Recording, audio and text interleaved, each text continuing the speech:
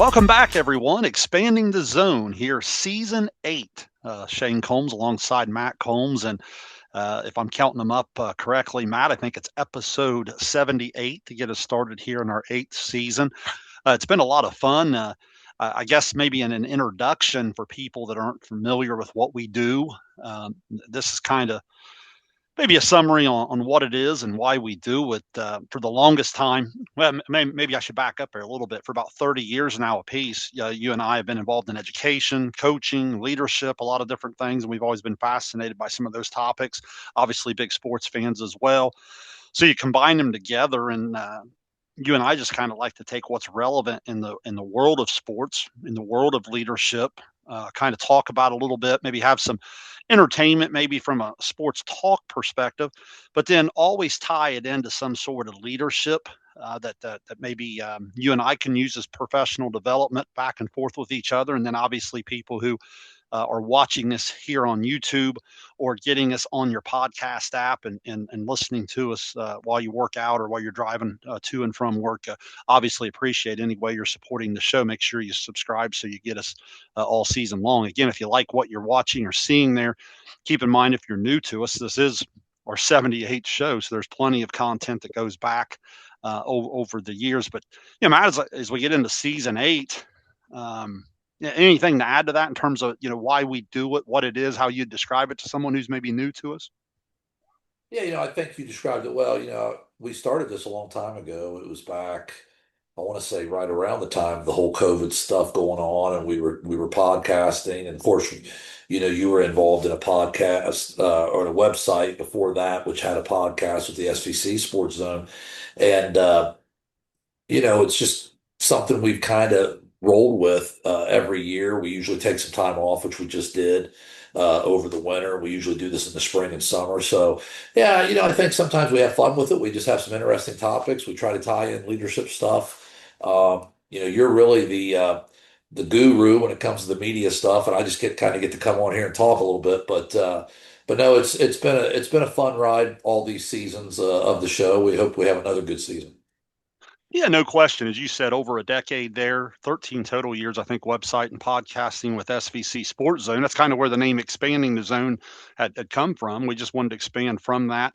Obviously, doing a lot of work now with SOSA as I've stepped away from coaching after 30 years. So I've been able to dive into a lot of stuff that I haven't been able to do, particularly this time of year. Really, really enjoyed that. And so we're excited to get started. So, as I said, we always try to take a topic that's a little bit relatable or specific to the time that we're in. And obviously, as we're recording this here late March, this has always been one of my real favorite times of year. I mean, I guess for a show title, that's why I would call it "It's the Most Wonderful Time of the Year." I know a lot of times we think of that as a little bit more in December and getting ready for Santa Claus, but I've always felt like if you're a big sports fan, that this certainly rivals a Christmas Day type of thing. When you think of you're at the end of high school basketball. You get some of that tournament. You get March Madness. You get Reds opening day. The Masters coming up. There's a lot of different things that are kind of going on, and it's just a really cool time of year. And throughout the evening, we'll break that down in a little bit of different categories. But maybe an opening thought, Matt, and just in terms of if you like sports, at all, there's got to be at least one thing, if not multiple things, that really overlap around this time of year. Is that just me, or do you follow me there? No, for sure. Our good friend Nick Easterday always talks about March being the best month of the year, and it is. But in his case, it's for March Madness, and that's I think all of us feel that way. But we also get to be excited too as baseball guys, Shane. Like we're recording this right here on the eve of opening day for our favorite team, Cincinnati Reds. Um, we get to have optimism for just a second. For a bit. Yeah, it usually lasts through about the early May before that goes away. If you're a Reds fan, you know, I'm reminded of when you were a kid one time, and you were just starting off at Little League, and somebody asked what kind of season you were having. You said we're undefeated, and they said, "Oh, really? What's your record?" Well, we haven't played yet. We're undefeated. That's kind of the life of a Reds fan. You have some early optimism, but no, I mean the March Madness is awesome. The high school stuff the high school tournaments that just wrapped up on the boys' side. Um, and those were especially fun for me this year with Uniota and the success that we had, girls and boys in the tournament, and you're getting ready for the Masters in April, and it's just the weather's at least at times starting to warm up outside, so it's kind of an exciting sports time for sure. There's something for everybody right now at this time of March. Well, there's no question about it. As we start to break this down, I want to put the show into three categories tonight. I want to just go with a real simple approach of beginning, middle, and end.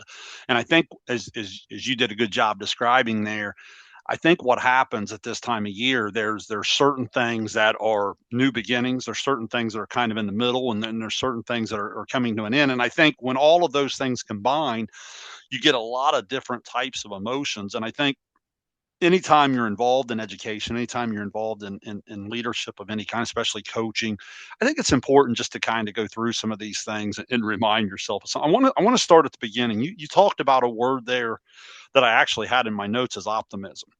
When you talk about beginning, you talk about new, and you mentioned Reds opening day, and you're right. I mean, look, man, when no matter what like this year, I actually I say this, I actually think the Reds have a chance to be pretty good, but I think that every year, but even through an injury here or to Hunter Green, or you start to talk yourself into, okay, well, they'll put this young pitcher in here, and then they'll get something out of them, and then Hunter Green will get healthy, he'll be back to All-Star break. You know what I'm saying? Like, no matter what the adversity is, when you haven't played yet, like the young me saying we're undefeated, right? When you haven't played yet, you almost can look out in front, and you almost can be as positive as possible in terms of, I believe this can be great. I believe this can happen. Whereas, like when you're, we'll talk about the other parts of the season. Some of these other sports are maybe finishing up, or they're in the middle of the grind, or whatever it may be. That's a different feeling. But when you hear new, when you hear optimism, what is it about the beginning in leadership that brings that excitement? Maybe it's open house and it's almost the first day of school. Maybe it's that you're going through conditioning, you're almost to the first practice, or you practice through the preseason, it's almost the first game. What is it about the newness you think that just brings optimism and excitement? That's kind of a fun time to be a part of it, when you kind of have the juices going, and you can't wait to get going. Yeah, I think the optimism is important. I mean, it's we can sit here and say the old saying, hope can't be a strategy, right? Hope isn't a strategy, but I think hope's important. I think that it can't be your only uh, tool, right? Because there eventually you have to, if you're a sports team or you're a school or you're an organization, whatever, you eventually have to put some sort of plan in action. But I think at the beginning of it, like you said, that hope, that optimism. Because I think it brings energy, and you have to have that energy to go execute the plan. And I don't know, I think energy is easier to come by right at the beginning. I think if you look at like right now, say spring sports teams in high school, you've been going through a little bit of a grind with indoor practices, right? For baseball or softball, the weather's bad, even track at times, having to run the hallways of your school or whatever. And now you start to see light at the end of the tunnel, like, hey, we're actually going to get to play some games out on a field, and maybe the weather won't be too bad, and so you have a little bit of that right now, early on. I think the beginning, that optimism you're talking about, if nothing else, just provides a little bit of energy and spark that you need to sort of get things going. Yeah, with the fresh start, a lot of times I was just joking with someone the other day at school. The fresh start. Maybe we call it the honeymoon period, right? Where we talk about, like, you're just going through some workouts, you're going through some practices, you're not really passing out playing time just yet. You're not really passing out an official lineup card, to use a baseball, softball terminology. Coach isn't an idiot yet, right? Coach isn't hit me in the wrong spot of the order, or I'm not the third pitcher instead of the first pitcher. Yeah, it's one of those. I'm sure in basketball, a lot of times, I'm sure you play kids more often in the summer than you do in game 15. You know, I mean, in terms of their roles or whatever. So like everything's just a little bit different early on. As I transition that to the middle, and we'll kind of go in between the new and the middle here. What is the advice for coaches and leaders that can make that transition a little bit better? Because here's why I say this: when we go from that fresh start, before you know it, you get into the grind, right? You're excited to get started, but then you get started and seasons can get long. You said something to me, and I guess technically you were more in almost in the postseason when we were talking. You said something to me a couple weeks back here where you said, "Well, you know, Shane, we just finished our 72nd practice of the year," and it caught me off guard for a minute. And I'm thinking, "Oh my goodness, did he say 72?" You know, what I mean, like that. That's incredible when you think of that's not even counting summer workouts, open gyms, weightlifting, whatever they may be. So there's certainly a grind to come as you transition from the newness, knowing that the grind is out there and knowing that that middle and then eventually the end that we're going to talk about is out there. Do you have any advice for young leaders or just even experienced leaders that maybe need to just be reminded to think about a little bit that can make that transition a little bit better? Well, I think a couple things come to mind, that I think successful teams do. Especially at the high school level, let's face it, I think it's got to be fun. I think you have to keep it fun. I know that sounds a little cheesy or a little bit elementary schoolish, right? But like, yeah, there has to be a certain level of commitment and hard work, but it's also got to be enjoyable. And I think at the beginning, like we talked about, it's automatically maybe a little bit more fun and enjoyable because it's new and you're excited about it or whatever. And I think it's during those times where hopefully, as a leader, you can build some relationships, right, with people. You get to know people a little bit. You keep it loose. You have a little bit of fun. Because you do know, like you said, that grind is coming, and you do know that there's a certain level of disappointment that's on its way too. Like you said, whether it be maybe somebody's role on the team, maybe somebody's quote unquote playing time. Maybe it's some losses that are going to happen that's going to make it hard. Maybe you end up, um, as a Reds fan, right? Maybe you end up not as successful as you thought you were going to be at the beginning, and so I think that there's going to be a certain level of adversity or challenge, like you say, as you get into the middle of this thing and toward the end. So I think you have to figure out a way early on, I think, to make it enjoyable, to get people excited about it, and to hopefully develop some relationships that will help weather that storm. As you go a little further, like you talked about the 72 practices. Well, obviously, practice at the beginning of the year doesn't look like practice at the end of the year, right? And you do some things differently along the way. By the end of the season, we were practicing an hour. At the beginning of the year, sometimes you're going a little bit longer than that. I know spring sports practices can be really long at times, trying to pick and choose some days where you have good weather or whatever. And there's different, like you say, there's different levels or different stages to it. But I think the main thing is to anticipate or predict, hey, we're going to have this grind eventually. How do we prepare for that? Where do I want our mindset to be? Where do I want, you know, our attitude and mindset to be a month from now when it's coming? Because it is coming. Matt, I think one thing you really need to share with people, I know I've learned a lot from watching you over the years, and I've tried to apply it to some of my coaching and to some of my overall leadership in terms of you can't fake it, right? You got to be Right. honest. You got to have honesty. That communication has to be a part of it or whatever. But I think you'd be the first to admit, and I think you could really share a really cool insight here if I kind of put you on the spot 20, a 27-year-old Matt Combs and a 47-year-old Matt Combs and so forth went about it probably a little bit differently, didn't you? Like what is it about being true to who you are, but having great communication, never lying to people, having everything out there in front to where everybody kind of knows the expectation, knows the standard, and knows how what you're trying to do and how you're going to get there. I'm sure that's evolved for you quite a bit over the course of a long career. Can you elaborate on that a little bit? Yeah, I mean, I think some of that happens organically just as you age or whatever, and you mellow out, or you have kids of your own, and you have, life happens to you, right? And it changes your attitude. Um, Obviously, like you said, when you're younger and you're full of energy and you haven't experienced as many things, um, there's probably parts of that 27-year-old you talked about I'd like to have back, and there's parts that I'm glad to leave behind, but but I think that again, you mentioned the word authentic. I think it's important to be who you are, but at the same time, I think being who you are is not an excuse to just say and do whatever. There's still, I think there's still a right and wrong way to do it, right? But I think there has to be a level of authenticity that your people see because, I don't think anybody really wants to be around somebody who's fake. I just don't. I just think that people see through that. People don't really want to be associated with that.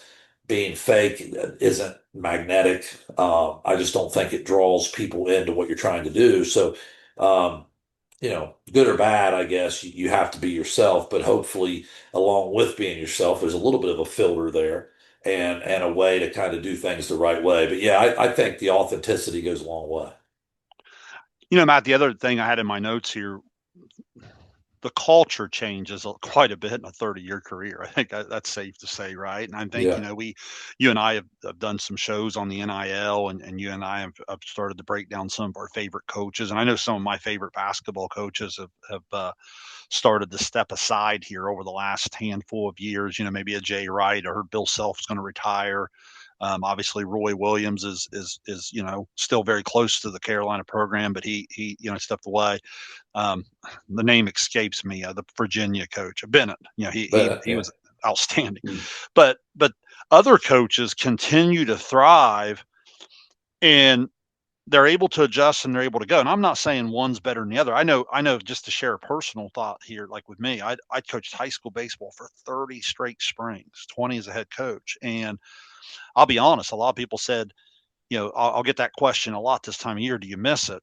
And I'll say not necessarily. I think I kind of knew it was time. I was really excited the direction that the program was going to get to go. The hire that they made there with Trent Mettler at Paint Valley, a former player of mine, young, energetic guy, is going to do an awesome job. So I was happy for that.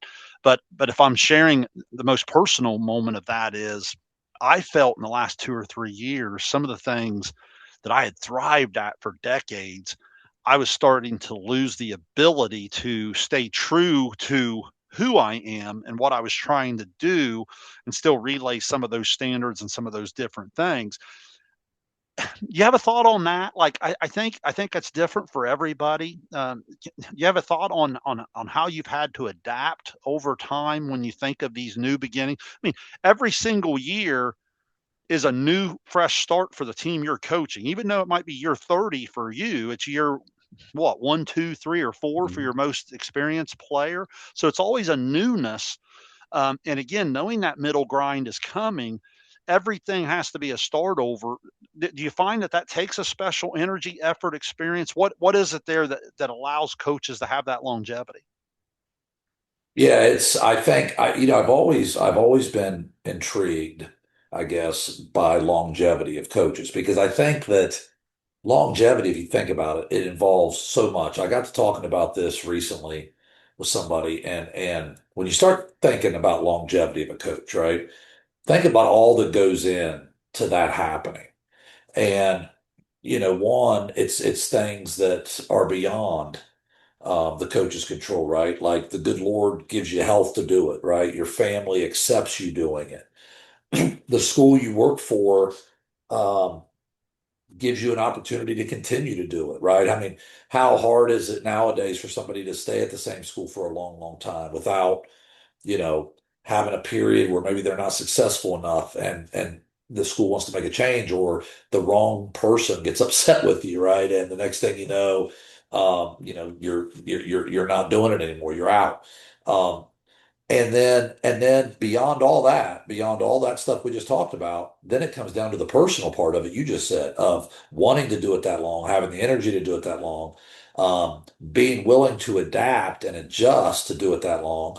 I mean, if you think about coaches who coach over the course of, 3 or 4 decades, think about the way coaching in itself has changed, right? I mean, I just was talking to a colleague today about how much education has changed since I started as a teacher, 26, 7, 8 years ago, whatever it was now. And and you can attest to this too. Teaching and administrating at a school now is nowhere close to what it was back then. It's just a different animal. And look, you can sit here and say, as old guys, we can say we liked it better the way it was, whatever. And you can argue that all day long. But I don't think what you can't argue really is that if you're unable to adapt and evolve and adjust a little bit, you're unable to have longevity because you're going to have to change some. You're going to have to roll with the punches some. Now, does that mean you have to sacrifice, every non-negotiable you stand? No, it doesn't. I mean, I still think there's a way to do it. I think there's a way to stand up for what you believe in.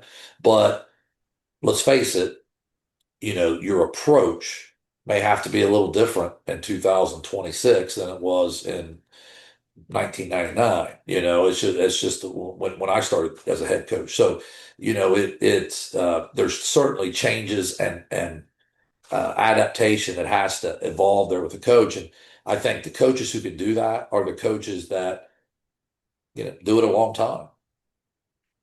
Matt, I had one more thing on the middle. I think this is important. Like if I was looking at it from an administrative standpoint, I always felt like a staff meeting at the beginning of the year, staff meeting at the end of the year, those are a little bit easier, right? Mhm. Everyone's had 3 months off. They're ready to get started. They're kind of willing to give the new school year that newness we just talked about a second ago. Chance as you get to the very end, summer's in sight and you can get them to the finish line. Some of the hardest things to do is motivate your staff and students maybe in that and some of that grind that's kind of what we're coming out of almost now, right around we say March is the greatest month of the year in sports. I don't know if educators would agree with you. What I mean? It's kind of the dog days of the spring. The weather's back and forth. You got snow days, pressure of the state tests right around the corner here in April. Got a lot of testing days coming up. And it's a grind. It's a little bit in the middle. And sometimes it's staying the course in coaching. One of the things I used to cringe when kids would say, because sometimes kids think they're coming up to you and saying things that they think you want to hear, when in reality they're kind of telling on themselves in terms of their lack of competitiveness and their attitude. You'll get that kid come up to you. Let's say you're a basketball coach and football season's not going well. Hey, coach, I can't wait for basketball. Man, football's just I can't wait for the kid who says that to the basketball coach. There's a good chance the first time you lose 3 out of 4 in the winter, guess what they're going to tell their baseball coach? You know what I'm saying? Like it's one of Yeah. those things where I cringe at those things. But again, the middle grind is hard. You talked about adversity. It's certainly to come. Even when you have a great year, like I'll use your guys' team this year as an example. You guys ended up, when you look at when you step back and just look at your whole year, you had an incredible year. You had a lot of you had a lot of weird dynamics, a lot of up and downs, a lot of tricky things you had to navigate through. Obviously, teams that didn't win as much had even more so. What is it in the middle of the year that you turn to try to keep things going when you can kind of sense that, man, my coaching staff is getting frustrated here, the kids are getting frustrated, I sense a little lack of effort, I sense a little bit where maybe they're not keeping their eye on the big prize there. I'm sure you've gone through that over the years in leadership. What do you find yourself turning to? What could advice could you give to a leader there that maybe could give them a nugget to kind of maybe utilize in the future?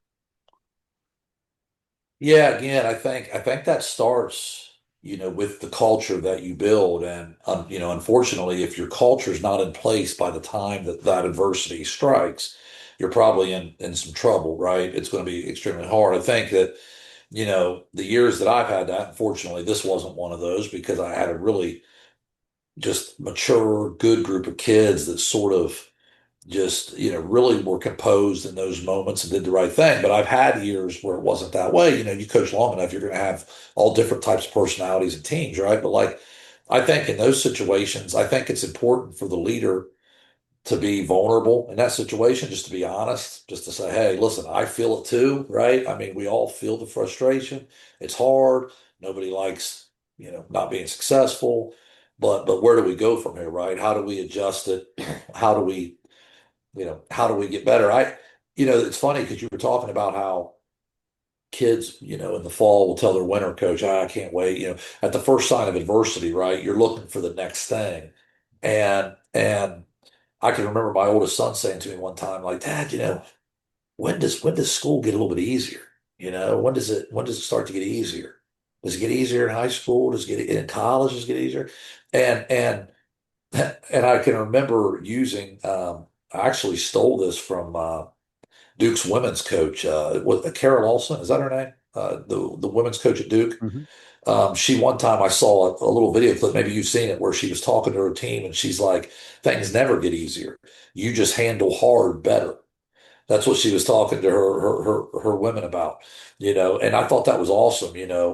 Things don't get easier. It's not going to get easier. It's actually going to get tougher as we go, but you just handle tough things better as you mature and get better, and I think that's important. I think that's important in those moments you're talking about of when you hit a skid or whatever and things aren't going well. And look, none of us want that, right? I mean, like it'd be better just to win every game and let the good times roll. But we're going to have those situations sometimes where you have that, and I think as a team you have to handle the hard things better in those situations. So I think a lot of that's just a culture that you build early on, and then the trust that hopefully you have with one another just to talk through those things and work through them. Matt, as you transition into the end, so to speak, I think the word that comes to my mind that makes it exciting, or what draws everybody's attention to it's the urgency.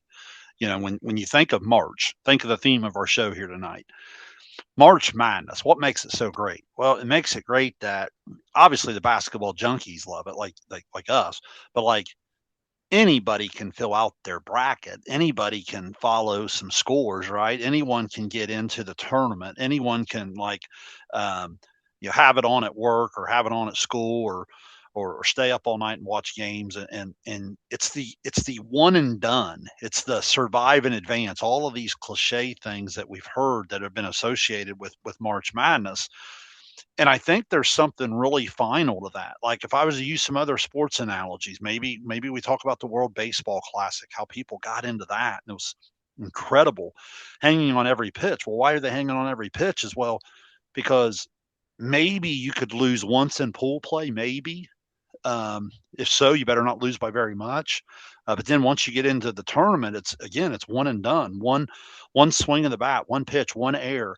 Anything like that makes it so final. And I can relate to that from the excitement of tournament baseball and so forth. But I guess the final becomes such a reality for the senior group or for that particular team. Like that particular team will never be together again. It's there's something about the urgency that goes into that's where I want to start here, because it's hard to create that. Let's face it, it's hard to create that college basketball excitement in November that you do in March, right? Same way in high school basketball. You might be in a big league game in December or January that could certainly be huge, but I don't know that that's going to be the same as playing in a district championship. You see what I'm saying? Like there's just certain things you can't create without the moment itself being there with all the factors to create it. Do you follow what I'm saying there?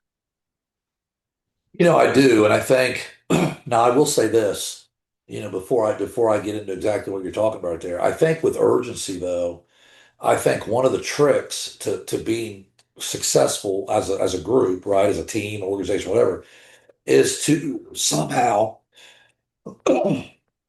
excuse me, to somehow create that urgency at least the best you can throughout the whole process. What I mean by that is this, so, we not to get too much into our team, but we have what we call our core four, which is sort of our, standards for our culture, right?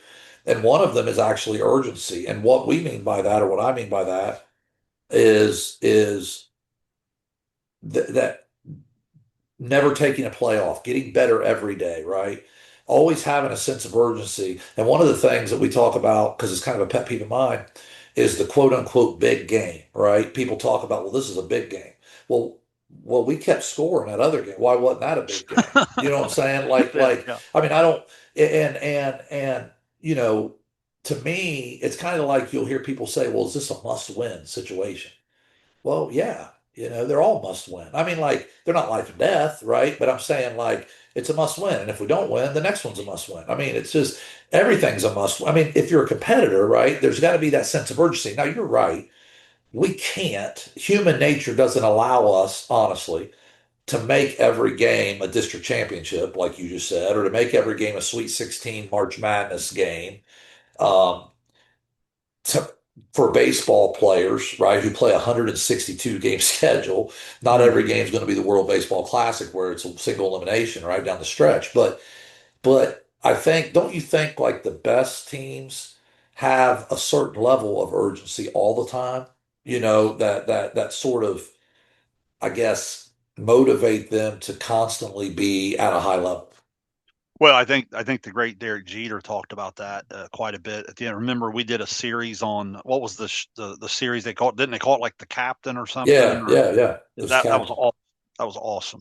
And I'm not the biggest Yankees fan, but certainly love Derek Jeter and so forth. And we've witnessed better, as good as he was, we've witnessed better players than Derek Jeter throughout our life. But you certainly can make the argument that no one's performed better in the clutch than that guy, right? In terms of a winner. Right, And he talked a lot about what you're saying. And I think there's really something good in leadership that you're talking about there.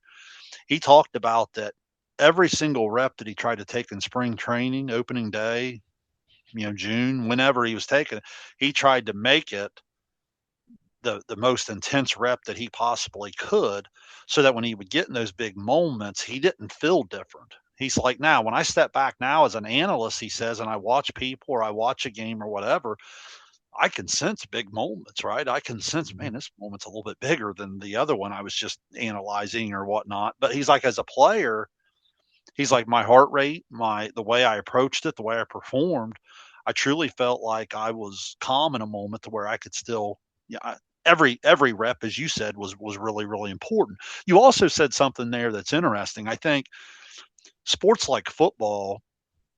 I think one thing that makes football so popular, other than some of the entertainment value and some of the different things like betting and different things and social aspects and that have helped. One thing that makes football so popular is there's not very much of it, right. right? Like your favorite team throughout the year plays, growing up 16, now 17 NFL games. They're not playing 82 like in the NBA. They're not playing. Right. Certainly, you just said 162. They're not. They're not playing 4 rounds of a series. Like, what I mean, it's hard to upset someone in the NBA. You got to beat them Yeah. like 4 out of 7. Like Iowa's not beating Florida 4 out of 7, Right. but Iowa beat Florida on one night. You know what I mean? Right. Like, and, Yeah. and that was kind of fun to watch. Um, but you get what I'm saying? It's that urgency and it's that one and done format, I think, that does add a little something to it. But I think you're onto something there in terms of, in the moment, the true competitor is, can Iowa make it that way all year long, so that when they're in that moment, they're not they're the moment's not too big for them, I guess is what we say in sports. And I'm not saying Florida wasn't ready to play, but I think Florida's not the only team to ever have this happen to them. But don't you feel like in that game, Florida started to get a little tight? All of a sudden, the crowd started to turn on them. You know what I mean? Like, people feel that sometimes in the arena. And look, I don't know what the perfect sauce is. That's why we have upsets. I'm not saying Florida did anything that hasn't happened to some great teams before, but you're right. I think there's something special that separates a lot of programs, their ability to do that, or what separates a Derek Jeter individually. That's certainly a skill that's just not made overnight. No, for sure. And you know what else, Shane? You mentioned that World Baseball Classic, not to shift gears on you here, but it got Yeah. me thinking. One of the things that really intrigued me about that is, and I love baseball, but I haven't always watched that, right? And this year, my oldest son was into it, so we watched it together. And And like the level of intensity, of those guys when they're playing for something bigger than themselves. That's the thing that jumped out at me. Like sometimes I think in sports, to me, there's always been nothing better, I guess, than being on a team, right? To really being a part of a team and really a team that cares about each other and wants to do well for each other. And when you have more to play for, so to speak, it becomes bigger, right? And I think that like all these major league players, they care about their teams that they play on. But like you said, they play 162 games. So there is a little bit, I'm sure, of pacing yourself to an extent. But like, that the intensity you see in the World Series is what you saw the whole time in the World Baseball Classic, right? And it's like all of a sudden they're playing for their country. They're playing for with guys from their country who have that same goal. You see it in other sports too, like take golf, right? I saw one time where I think it was Davis Love, who had by the time he made his first Ryder Cup team, um, had already won a major tournament. He was a successful player, and he said he'd never been more nervous than on the first tee at a Ryder Cup. He thought he was going to throw up. And you're talking about a guy who played in the Masters, who played in the U.S. Open, but all of a Mhm. sudden he's not playing for Davis Love anymore, right? He's playing for something bigger than himself. And if you think about anything you've ever done in your life, Shane, that involved the possibility of you letting somebody you care about down, right? A teammate, a family member, a friend, doesn't that add a lot of urgency to, Yeah. you know what I Yeah. mean? When you might let somebody down that you care about, and it's not just about you anymore, because when you let yourself down, you can sort of get over it, but it's a little bit harder when it's bigger than you. Yeah, that's really well said because, I think that's the that's what separates the team sports in terms of becoming a teammate and kind of sacrificing a little bit. Like I see so many great teams, and I do a lot of analyst work for Sosa, and I had a chance to really follow some outstanding teams. And what I would find on those great teams is you'd have a lot of individuals that were probably sacrificing a little bit of their individual so that the Mhm. team could be really, really good. You know what I mean? You'd start to figure out, to use a basketball analogy, well, there's only one ball to go around. You know what I mean? Right. Same way in volleyball, you might have the big time hitter, then you might have another team that has three or four hitters. Well, the setter can only put the ball out to one hitter at a time. You know what I mean? Like Mhm. I think that's true all the way through. So, yeah, I think that's really well said. Yeah, the last thing I would say on the urgency, step away and look at it from a fan perspective for a second. And you and I don't always get a chance to do this at the high school level very much. I look forward to doing it a little bit this spring, but like you do see it through a little bit of a different perspective. I have a tendency to always kind of see it through a coach's eye, but every now and then, especially in Sosa's, I got out and I started to watch a lot of different teams and a lot of different things. I was fascinated by the fans' reaction. I was fascinated by the way sports can bring cultures together. And John Bruce and I were talking on Sosa Overtime in our final winter show that's you can find over on the Sosa YouTube page. I really enjoyed doing that with John. We were talking about how the fans have certain reactions. And if I'm being honest, Matt, some fans have become spoiled. Some fan bases have become spoiled. You're almost a victim of success, right? It almost becomes assumed that winning's hard. I mean, winning is really, really hard. I always say if winning wasn't so hard, everybody'd do it. Right. Like it's but I see some of these fan bases, and then I see the way sports can bring it together. And I made the comment on that show that I'm an educator saying this, but being around middle school kids now for 27 years in the classroom or in the school building, if you don't recognize the importance of sports and the way it motivates people, or the way, as you said, teammate, the way it brings people together and the connection, you're really being kind of naive. And I think it's really cool to see how some of these local communities come together and support the teams. There's something to be said for that too. The fan base truly becomes a part of the culture. I know you've had a chance to be around a couple really unique cultures in your coaching career. Yeah, do you have a comment on that before we elaborate on the leadership part of that? But like, there's something to be said for that too, right? It's not just a coach. It's not always the player. It's kind of like what you're representing in the way it brings people together.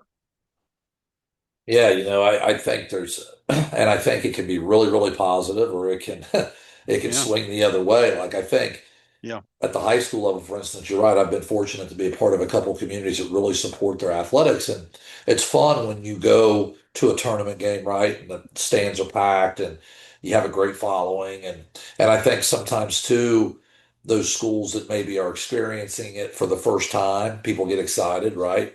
And in some schools, when you're successful for a while, you get a little spoiled. Well, if you go to like big time college athletics, it can even get a little ugly, right? I've joked around before. I'm fans. I consider myself a fan of two of the most unreasonable fan bases, I think, in college sports. I'm an Ohio State football fan, okay, and I like Kentucky basketball. We grew up before people say I'm a bandwagon here. We grew yeah. up with a Well, I got it father. right back here somewhere. Tubby Smith autograph Yeah, back here. So there yeah, you yeah. go. Yeah. Eddie Sutton Our, basketball camp.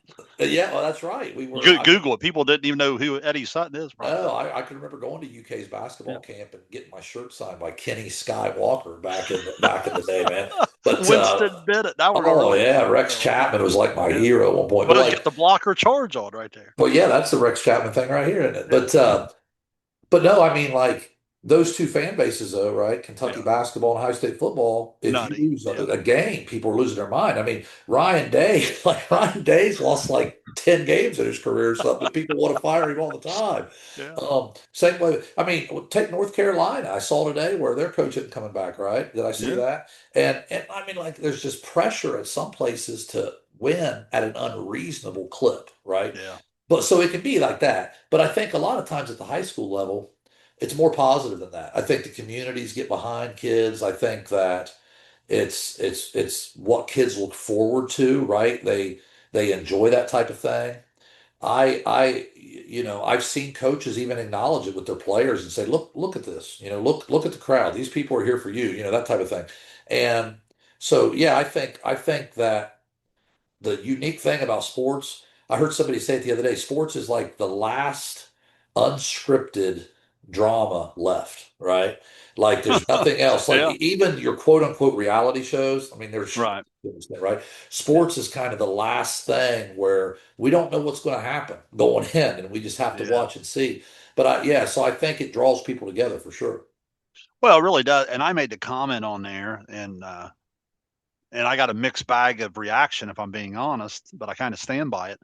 You know, when I'm covering these games down at the Convo, or when I see things going on at the state tournament or whatever, I always say those fan bases didn't all get together to highlight their science department. You know what I'm No, I mean it's saying? just the Like, harsh reality of it. yeah, Yeah, I mean it but is it's what it one of is. those things where now I still say that as an educator in terms of what I've watched our sports teams do, what I've watched, our clubs do, our band do, all of these different things is I've seen it bring kids together, motivate them a little bit more to keep their math grade up, to keep their ELA grade up, to keep, you know what I mean? Right, If I'm being honest, it helped Shane Combs, the junior high and early high schools. Now, I'd later matured in high school to where that competitiveness became a part of who I was as an academic person, too. Like, right, okay, I want to get an A, not a C. You know what I mean?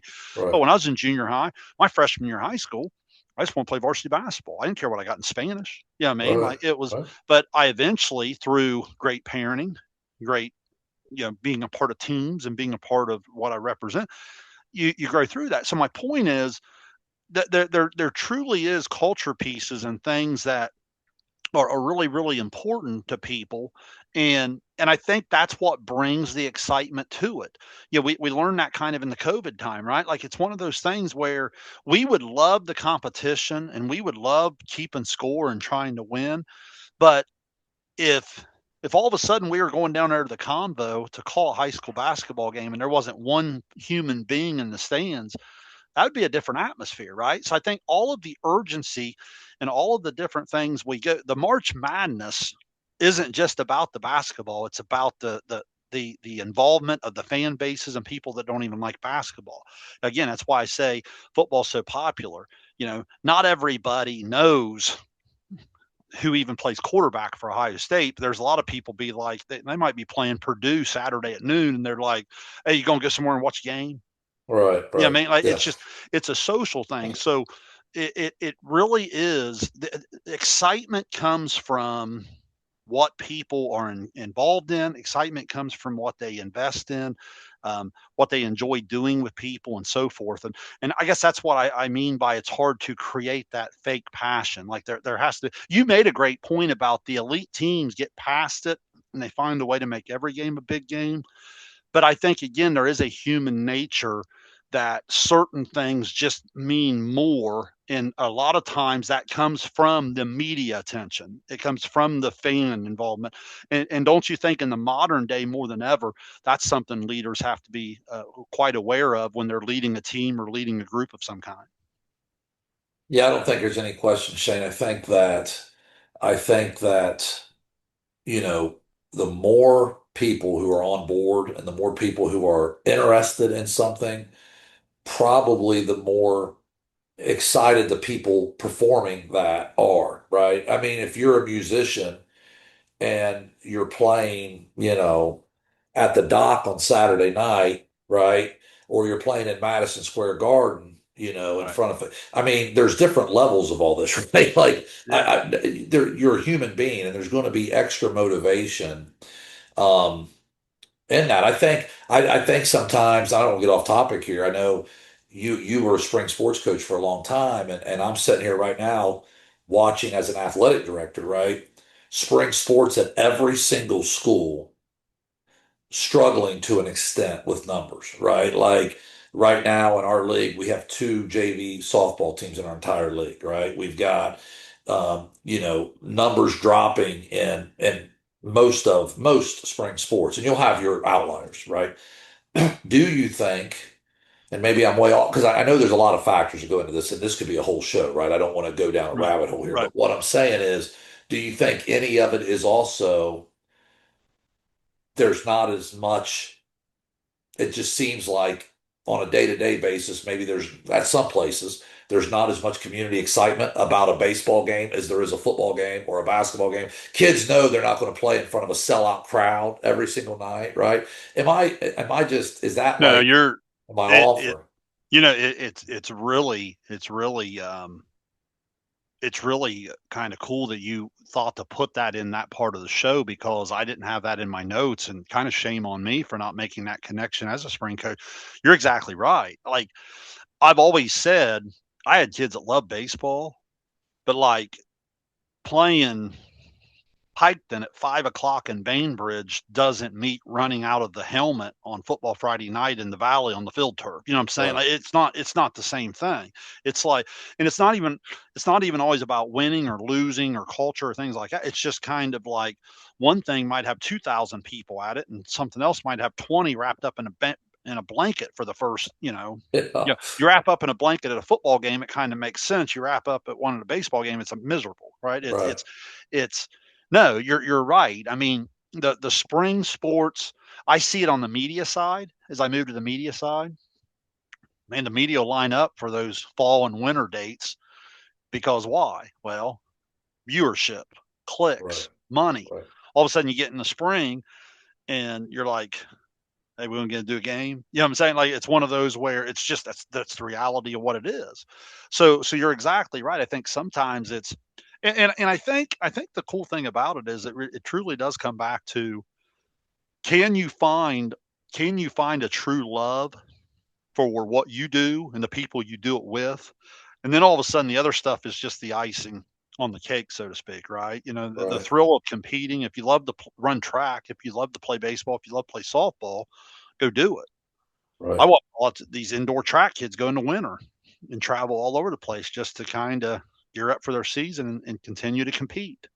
right. That's awesome. You know what I mean? Like that's fun. You know, the last thing I would throw in there, this almost transitions to final thoughts, but like I would even take this a step further of sometimes when you do things, man, you don't get very many opportunities. So the one thing about coaching is you and I've been like fortunate enough to do it like 30 times in terms of a year. Uh-huh. If you think about it in the high school setting, you get 4 chances to do it. Think back to your Yeah, playing days. You get 4 chances. Some kids go yeah, through injury. Some kids go through bad situations. Um, if you look at it from a professional standpoint, I always thought it would be insane to be an Olympic athlete. and you train your whole life if you're that good. You didn't start training last month if you're like Olympic good, right? Right. Like your whole life. And depending on your sport, you probably have a window of 3 Olympics, maybe, depending on your sport. Like, a lot of times in gymnasts, you probably are better to be younger. As you start to get up in your 20s and 30s, it's a lot harder. Um, you hear it with swimming, you hear it certainly with track athletes. The Uh-huh. skier, her name, um, Lindsey Long.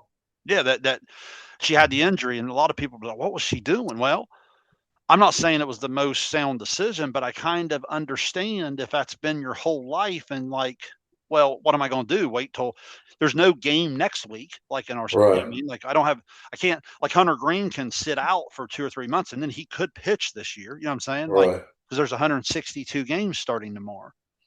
So do you understand what I mean there? I Oh think yeah. of Rory and the Masters, to use the Masters, like these golfers, they come up and they basically have, like when Tiger Woods was chasing Jack, get 4 chances a year. And if you shot 78 on Thursday, well, that one's gone. You know what I mean? Because the field's too good. You know what I mean? Like it's so there's something about the less the opportunity, the more the urgency, therefore more pressure that goes up. There's something to be said there too. And I kind of go back to what you said earlier. I guess that's something you really just have to be aware of, and it really becomes a personal standard you have to learn to set for yourself if you're going to be successful in what you're trying to do. Yeah, and I think as a coach, it's always hit me what you just said that the kids I'm coaching, they only get 4 cracks at this, right? In terms of their years of high school. And I think as a coach, you owe it to them to understand that and to keep that in mind because as a coach, I've always said I'm never going to just quit on a season. I'm never going to um, I very seldom during a season, Shane, I don't know about you when you were coaching, very seldom do I think about next year. Every now and then something will happen and you'll say, man, I think this kid's going to be really good next year, whatever. You know what I Yeah, mean? yeah, yeah, But I'm saying, like, I just think it's disrespectful to your seniors, especially, to think about next year, right? Or to talk about that, because, like you said, to them there is no next year. As a coach, if God willing, and you have the health and the school keeps you around, theoretically, you could coach for a long, long time, right? Not ever, yeah, obviously, but yeah, for a long time. you know, every single kid who comes into high school knows exactly when their final date is in high yeah, school if they get to if they're healthy enough to play all the way through. If you're a basketball player, 4 years from now, sometime in March, your season's coming, your career's coming to an end as a high school basketball player. And I think as a coach and as leaders, we have to understand that and almost coach with that urgency a little bit too, Shane. yeah. I want to take us into final thoughts here, and I'll just kind of throw some things out and see where you want to go with it. For people again new to the show here on Expanding the Zone, what Matt and I try to do is we have the entertainment, sports talk part of it, but then we always try to connect it back and forth with leadership, and then at the end we want to make sure we sum up what it is that he and I get from the experience. Because again, we do this as much. I use the analogy of where when I teach Sunday school in my spiritual walk, it forces me to invest more in Scripture, right? It forces me to invest more into. It's the same way here. Like I would encourage leaders anywhere to put yourself in positions where it forces you to constantly evaluate and reflect on what you're doing, why you do it, how could you do it better. I think that's really, really important. And that's one thing, Matt, that here we are on show 78 that I've always loved about this show. So in final thoughts, I guess what I take from this is throughout longevity and throughout the course of something, there's going to be changes. There's going to be adversity. There's going to be ups and downs. You're going to have I made the comment earlier this year when the kid from Medina hit the like the shot for beyond half court to beat Southeastern. Remember Yeah, that in the yeah, SBC, the yeah, Francis kid from Medina.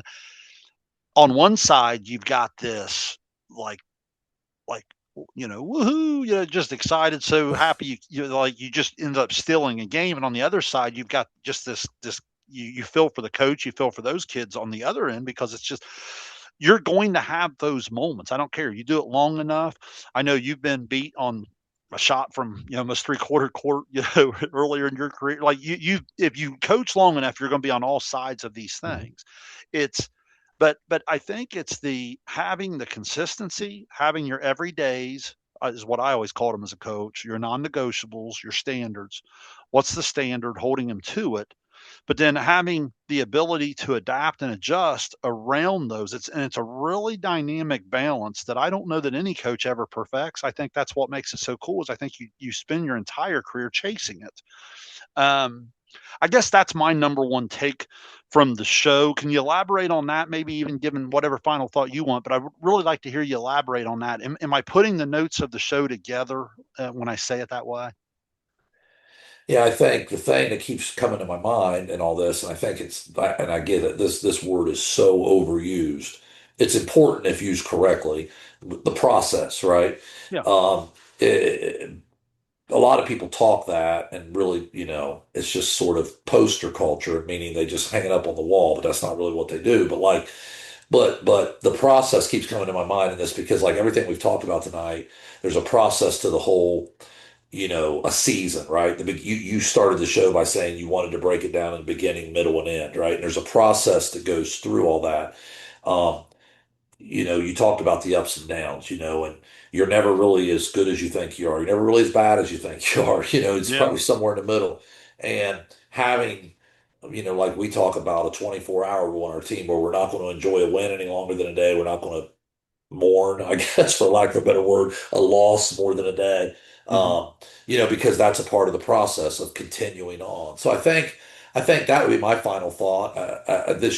When we started this show tonight, I didn't really think of it that way, but the more we talked about it, I think the whole show revolved around process, following the process from Hmm. beginning to end.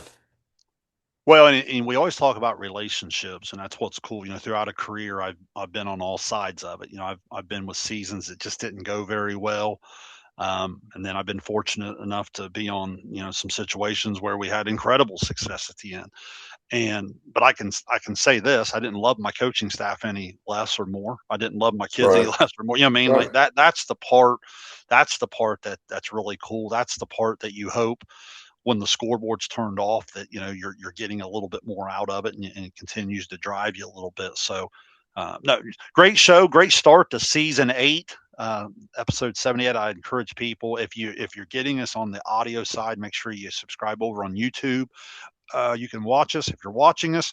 Make sure you have that over there on your podcast app because then you can take us with you in your car or whatnot when you're driving or doing whatever. So, Matt, anything on your notes I missed there, or can we get on out of here on that? No, I think we covered it, Shane. Good job tonight putting the show together and kind of laying it out for us. And hopefully we'll have some good topics here over the next few weeks. Well, Matt, the wise man once said you can't win them all if you don't win the first one. So go Yeah. Reds. So Undefeated, right? Yeah, yeah, they're yeah. undefeated So right now. go Reds, and hopefully, when we get together here in a week or so, the Reds aren't out of it yet. So Yeah, yeah. that's the great optimism. So hey, appreciate everybody for support and expanding the zone. I'm Shane Combs for Matt Combs. We'll see you next time. Thanks, everyone.